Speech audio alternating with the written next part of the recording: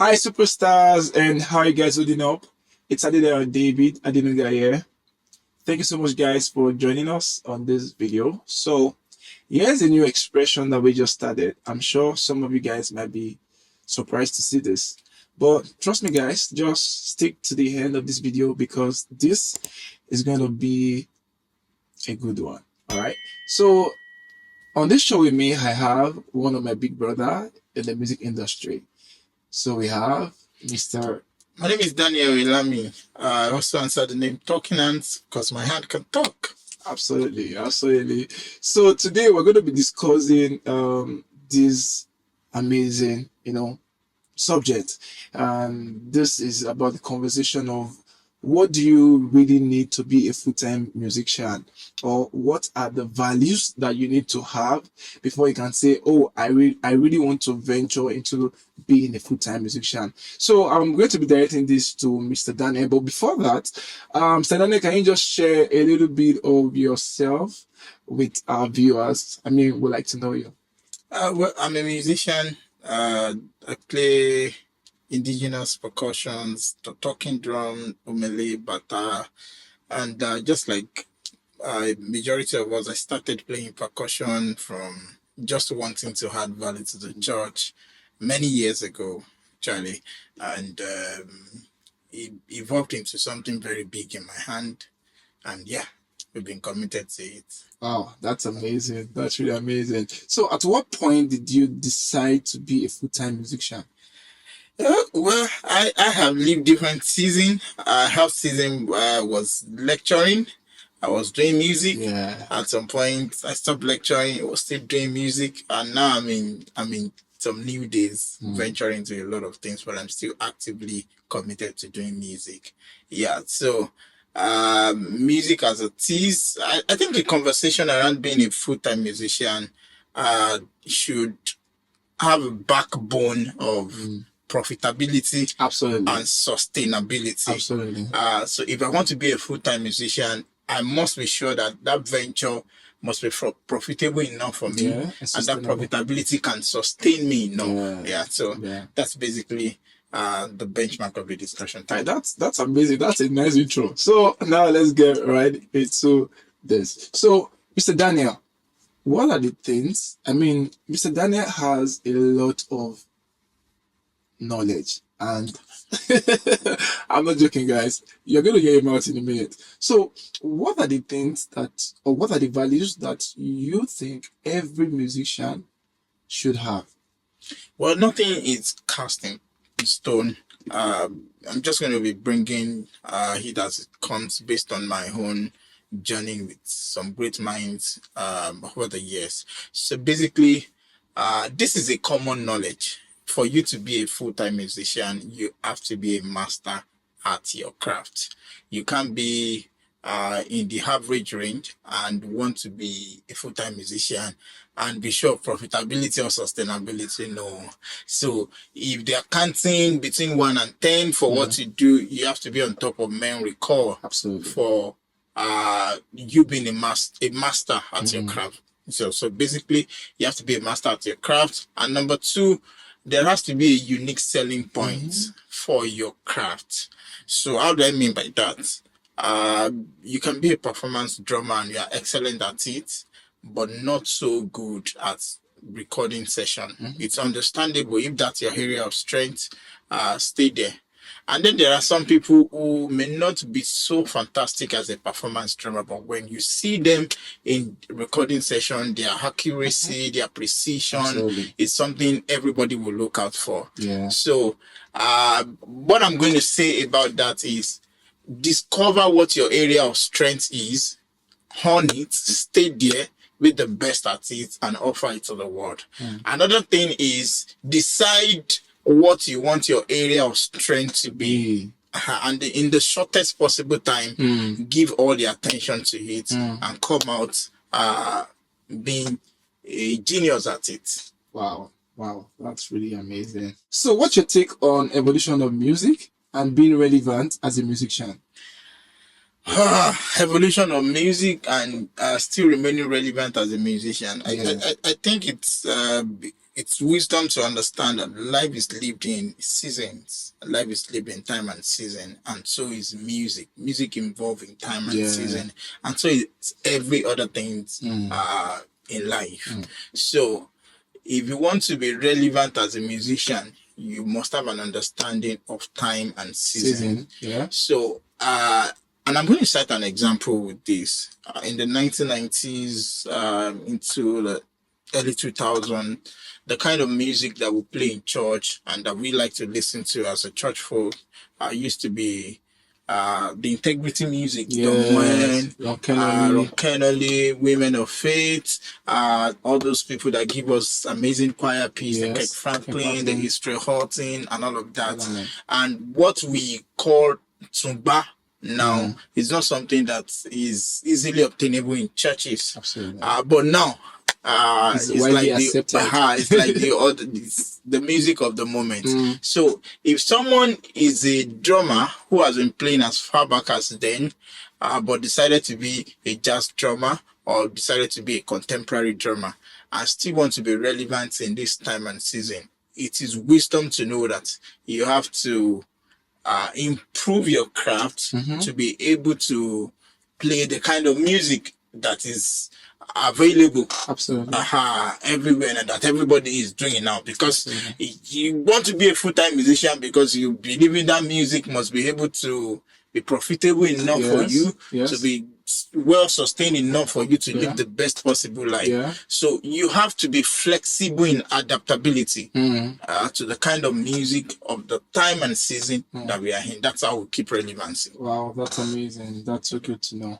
All right, so when it comes to musical growth now, what can you say to having a mentor? The place of mentorship. Do you think it's a necessity? Well, for anywhere you want to get to in life, this is something that has been proved time and time again. If you want to go anywhere, look for someone who has gone there before. Ask them how they got there. Replicate their process, Principles. and in no time you will get there. If you are lucky enough to find a good one, they will tell you about their failures, so you don't fail where they failed. They will tell you what they do that hate their success to be swift enough, so that you can do the journey that they did in 10, 20 years in the shortest possible time. Absolutely. Okay, so the space of a mentor is not anything that anybody should take lightly. It's a very important thing. And this is a flip side to it. For the so-called people who are in their king days, that quite a number of people will probably be looking up to as a mentor. It is wisdom to know that God has a way of lifting people. Nobody has a monopoly of God's lifting, God's mercy. You get so you must learn how to invest backward. How do I mean? When people approach you to learn of your journey, to share your wisdom with them, that's not the time to be the superstar. It is wisdom to know that what you have enjoyed is not supposed to be meant for you. It's supposed to be transferred into others so that their own growth will be easy too. And one good thing about it is, why those other people are growing too, they may not have to go through the hurdles you go through to be who you are. Their journey may be faster. So if you relate so well with them, when they get to their own king days, their own stardom days, because of how you relate with them, they could easily fill you into a slot. You get. And one good thing about those guys is their whole mouth is big. Absolutely. The way they charge is bigger than the way we can. Because they're the catch now. They're the catch new now. guys. You get. So, and it's something that I do. There are people that I learned from back in the days that I recommend for geeks now. That I'm not available for this. Can you do it? And when they hear the pay, they'll be like, how did you charge that? So that's basically how it works. Wow. So people who are up there should learn to give back to people who are coming. People who are coming should know that nobody just gets there without a process. Learn the process from people who have gotten to wherever you desire to be. Thank you so much for sharing that. So guys, please pay attention to that. So the aspect of how musicians are meant to be paid, right? And I know this is highly subjective, okay? But what do you think your take is going to be on this subject? Because a lot of people have that conversation of, oh, this, and it varies when it comes to like regions, right? For home, where we are currently in Nigeria, how do you think musicians should be paid? It can be, it can be intellectually, in terms of physical effort and all of that. But I would like you to like really coin that in. Well, this is just as he rightly said that this is subjective. We're just going to speak this from our own perspective of understanding, Okay. as it applies to us. So basically, I learned that for you to be a master at any instrument, for you to be a master at it, you must have invested nothing less than 10,000 hours into your craft. So for someone calling me to come and do a 2 hours gig, I'm not just going to do a 2 hours gig. I'm bringing an experience of over 10,000 hours. Absolutely. To interpret whatsoever you want me to do for that 2 hours. Yeah. So you are not paying for just the 2 hours engagement. You are paying for the years of investment. Absolutely. That has gone into the expertise I'm going to use for that 2 hours. You get? So, we can't really pay the value of what anybody is worth. So as a musician, just have that understanding that nobody can actually pay the true value of what you are worth. So, and as a artist too, it's important to have that understanding and relate with them on that. Anybody that is coming to work with you, whatsoever you are giving to them is just a compensation, but never the actual value of what they are worth. That's awesome. And it's easy for me to say this because I've been at both ends. Sides. Yeah, I've been a backup musician for a very long time, and at some point I stepped into artistry, and I've been doing that too for over a decade now too. So I can speak from both ends. So but one important thing we need to note is artistry is at different stages. There are artistry who are at a stage where they can easily pay. So let's assume a musician puts himself on a cap of 50,000 naira per gig. Okay. There are artists that are probably collecting maybe like a 2 million naira for an engagement. So it will be easy for those persons to pay a musician 50,000, 100,000 per gig. You get. But for artists that the totality of what they are paying him for the service he wants to render is a 200,000, and he's now reaching out to you to come and work with him. And you want to make your 50,000 naira cap to be firm with such that kind of arrangement. Of course, it will not work because there are still other musicians to consider. There are BGVs to consider. There are mobility and other engagements to still consider. Herself has access to like fend for. Needs too, you get. So if a musician decides to work with such artists, maybe based on relationship, based on friendship, or for whatsoever reason you decide to do it, you need to come with the understanding that this is the stage they are in. If you will not do it, don't do it. But if you do it, have an understanding that this is where he is. Absolutely. If you choose to be a part of that artist making process, maybe they believe that they are going to be something bigger eventually, and which when time comes to you, that's subjective. You get, but you must have an understanding of where they are, so you don't place unnecessary demands on them. And for music, for the artist too, it's okay to know where you are and know the kind of people that can understand you where you are. If you cannot pay so well for a category of musician, go for people who the little you have to offer will still mean so much too. So basically that's. Oh, that's amazing. That's amazing. And also, what will you say about the place of connecting? Like connecting with others in the same field.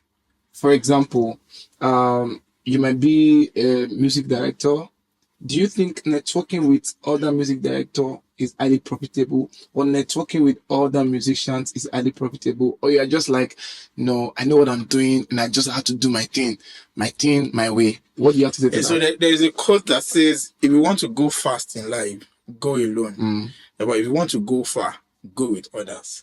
So this is not just of music. This is basically a knowledge that is applicable for every kind of engagement. You network.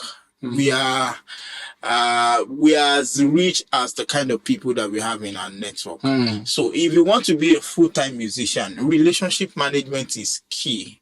And I would like to even break it down to what we call intelligence, emotional intelligence, social intelligence, and adversity intelligence. Wow. And this has to do with how you deal with conflict. Of course, where 2-3 people are doing things, there is likely going to be a conflict. So having an understanding of how to resolve conflict is important. You get? So you need to know that you can't go too far more than the kind of people you are connecting with. For you to continually be on top of memory call for engagement, for gigs, you have to be in their good book. So let's assume you travel with an artist and you are lodged in an hotel room with a musician. How are you relating with them? The memory you are living with them. Do you think sometimes later, if they think about you, they will want to engage you?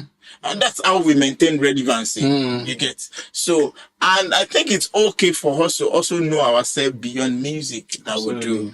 That thing helps us to put ourselves on mind when opportunities are coming. You get? More like you reach out to someone, how are you doing? How is your wife doing? How are your children doing? And all of that. Yeah. It helps them to know, this guy, it's not for gig, or you just reach out to you. So anytime opportunity for gig come, before you think of any other person, you are thinking of them. There are people that I call for gig for their skills. And there are people that I call for gig because of how they relate with It's me. in the relationship. Not because they are exceptionally skillful, but because of how they relate with me. Wow, that's amazing. And also, what do you have to say to the place of etiquette? This is very key. I think in this part of the world, I don't know what's obtainable outside, but in this part of the world, musicians are people that we really don't, people don't really deal with them with so much trust. How do I mean? There is something we call the African time syndrome, where they will say the arrival time is 10 a.m. and you see musician not showing up until 12. And it happens every time for rehearsal, for recording, and for all of that. So etiquette, you have to, if you want to remain relevant in the music space for a long time, you have to decide to be different from the rest. Show up when you need to be, when you need to show up well. Appear well when you need to appear well. Some people will call you for gig just because of your appearance, because they know when you're coming, you're going to dress well, you're going to look good, and you're going to represent their brand so well. So Absolutely. this kind of things are not something to joke with at all. Awesome. Something to really pay attention Then also, what will you say to the place of having a vision? Because, for example, I feel like most people get to like forget themselves. I mean, you might be working with a known artist, so to speak, and you guys are flying around everywhere, going to all of the countries, which is fine. I mean, it's paying your bills and all of that. But at what point, I think most people get to like forget that at some point in life, there's a point of transitioning. What do you have to say to that? Well, there was a point we earlier mentioned that life is lived in season, and so is everything too. One mentality that any musicians or in fact anybody, but as a full-time musician, because that's the subject of our discussion, we must have the mentality of transitioning. And I'm going to explain that in relation to product and services offering. Okay. So for every product and service you offer, there is a group of clients Yes. that you are offering that service to, and that are in turn giving you a compensation for the that, value. for the value that you are offering. Yes. So as a drummer, if you are playing for an artist who goes to church, who goes to parties, and they're paying like, let's say for an event, they're paying you like a 40,000 naira for a gig. Yeah. And you continue to work with them. You continue to work with them. You continue to work with them 2 years, 3 years. Your needs will continue to increase. Increase, absolutely. And there's a cap on your earning. And there's a cap on your earning already. Before you know it, what you are earning is nothing close to what you need.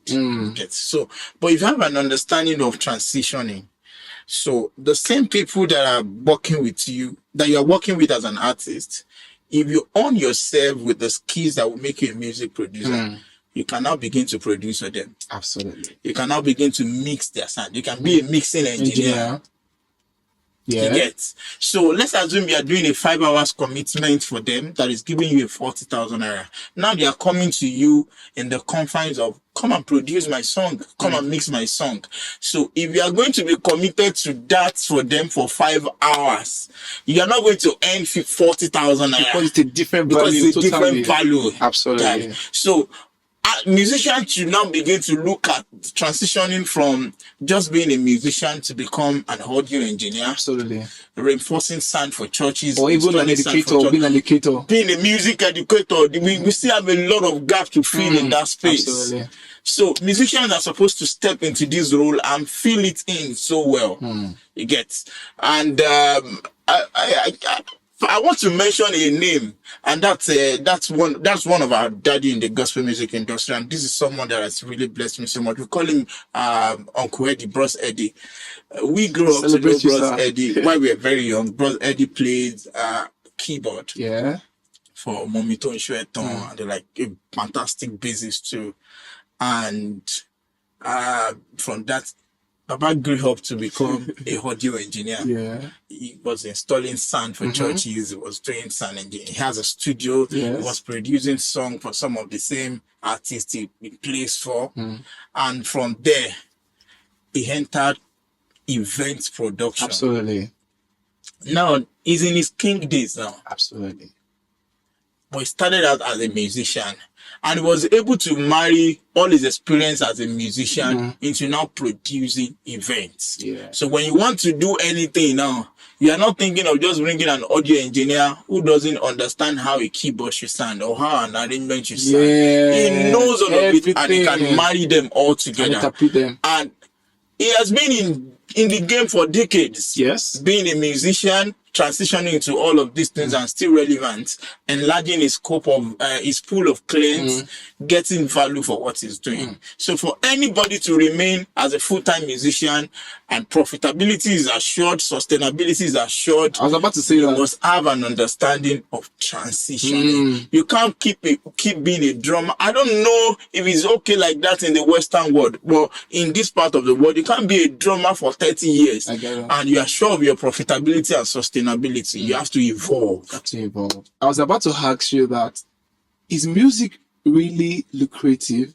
But then you sharing the idea of, Bros Eddie, transitioning and all of that, really gives a bright light to that. And I would really say, yes, you've really done justice to that. Okay. So a final question, but I don't know if you have any extra notes, but before that, let's take it back a little to your past. Was there anything that you wish you did better when you were younger? Maybe not just being a musician, or maybe relating to music too. Well, because we are talking about music, as a musician, I'm going to say that I wish I had detailed vision of my becoming from my earlier days. You get, because if you don't have a vision, everywhere will look like a destination. If you don't have a vision, everywhere you get to look like a destination. The other time you were talking about musicians who are playing for maybe the A-list artists, B-list yeah, artists yeah. who are getting all the gigs now, and after a while they forget themselves in the process.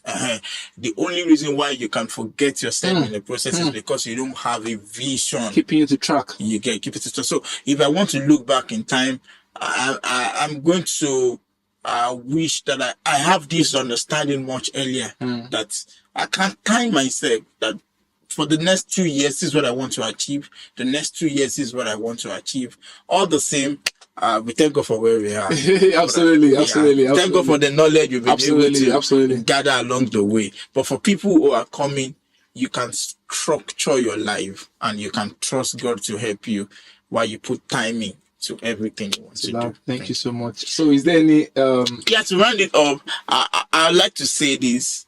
For you to be a musician, it means you are very intelligent. Absolutely. You can't be a musician and you don't have a very sound mind, a sound brain. So it's a proof that there are a lot of possibilities that you can still attain. So don't put a cap on your becoming.